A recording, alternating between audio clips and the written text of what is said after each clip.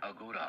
इस कहानी की शुरुआत होती है 391 एडी से, जहां पर हमें एक शहर दिखाया जाता है जिसका नाम अलेक्जेंड्रिया है और ये रोमन एम्पायर का एक हिस्सा है जहां रोमन्स राज करते हैं। इस शहर में दो अलग अलग धर्मों के लोग रहते हैं, एक तरफ क्रिश्चियंस हैं और दूसरी तरफ ज्यूइश। इसी शहर में हाइपीशिया नाम की एक लड़की रहती है जो अलेक्जेंड्रिया के म्यूजियम के डायरेक्टर की बेटी है, जिनका नाम थियोन है। हाइपीशिया प्लेटोनिक स्कूल में टीचर है जहाँ पर फ्यूचर के लीडर्स को एजुकेट किया जाता है, लेकिन वो अपनी जिंदगी में सिर्फ एक ही बात को जानना चाहती है कि पृथ्वी सूरज के किस और घूमती है, यानी कि अर्थ की पृथ्वी की धुरी क्या है। हाइपीशिया स्कूल में जब पढ़ा रही होती है तो वो अपने स्टूडेंट्स को विज्ञान की, नक्षत्रों की और फिलोसफी की बातें सिखा रही होती है।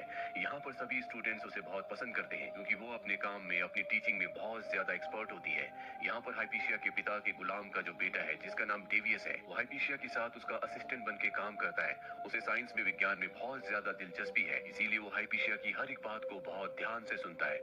हाइपीशिया अपने क्लास में सभी लोगों से पूछती है कि बताओ, धरती पर कोई भी चीज क्यों गिर जाती है। दरअसल वो बात कर रही होती है ग्रेविटी की, और ये वो वक्त होता है जब ग्रेविटी की खोज नहीं हुई थी। ग्रेविटी के बारे में किसी को कुछ नहीं पता था। डेवियस जो कि उसका असिस्टेंट है, उसकी बात को बहुत ध्यान से सुनता है। साथ ही वो हाइपीशिया से प्यार भी करता है, लेकिन वो अपने प्यार का इजहार हाइपीशिया से नहीं कर सकता क्योंकि उसके पिता हाइपीशिया के पिता के गुलाम है। वहीं दूसरी तरफ हमें उस म्यूजियम को दिखाया जाता है जहाँ पर हाइपीशिया के पिता डायरेक्टर है। दरअसल ये ज्यूइश लोगों की बहुत ही पवित्र जगह है।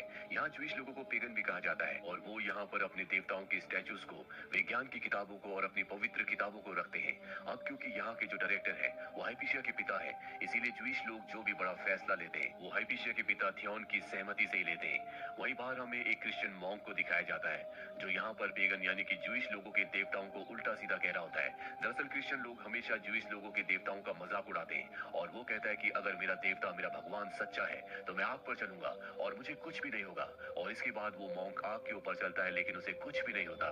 दरअसल उसने इस तरह का आउटफिट पहना होता है जिस वजह से आग उसे जलाती नहीं है। सारे क्रिश्चियंस लोग उसकी वाहवाही करना शुरू कर देते हैं, जिसके बाद यहाँ पर ज्यूइश लोगों के प्रीस्ट को भी उस आग में धकेला जाता है, लेकिन वो जलना शुरू हो जाते हैं पर उनके लोग उन्हें आकर बचा लेते हैं। हाइपीशिया के पिता थियोन भी क्रिश्चियन लोगों से नफरत करते हैं और एक दिन उन्हें अपने घर पर एक क्रॉस मिलता है जो कि एक गुलाम लड़की का होता है। इससे उन्हें बहुत गुस्सा आता है। इससे पहले कि वो उसे सजा दे दे, उनके गुलाम का बेटा डेविस जो कि हाइपीशिया का असिस्टेंट है, वो इल्जाम अपने ऊपर ले लेता है और कहता है कि ये क्रॉस मैंने रखा था। हाइपीशिया के पिता इससे बहुत गुस्सा हो जाते हैं और उसे कई कोड़े मारते हैं। लड़की हाइपीशिया अपने पिता को रोकने की, समझाने की कोशिश करती है लेकिन वो उसकी बात नहीं सुनते। हाइपीशिया को पता होता है कि डेविस का ये क्रॉस नहीं है, इसीलिए रात को वो उसके कमरे में उसे मरहम लगाने के लिए जाती है, जहाँ पर वो देखती है कि उसके लेक्चर सुन सुनकर यहाँ पर डेविस ने एक मॉडल बनाया है जिसमें अर्थ के चारों तरफ 5 प्लैनेट्स घूम रहे होते हैं। ये वो वक्त होता है जब इंसानों को पता था कि इस दुनिया में सिर्फ 5 ही प्लैनेट हैं जो कि सूरज का नहीं बल्कि अर्थ का चक्कर लगाते हैं। हाइपीशिया डेविस से बहुत ज्यादा इंप्रेस हो जाती है। अगले दिन क्लास में वो उसके मॉडल को सभी को दिखाती है और डेविस से कहती है कि सबको इस बारे में बताओ। डेविस उसे डेमोन्स्ट्रेट करता है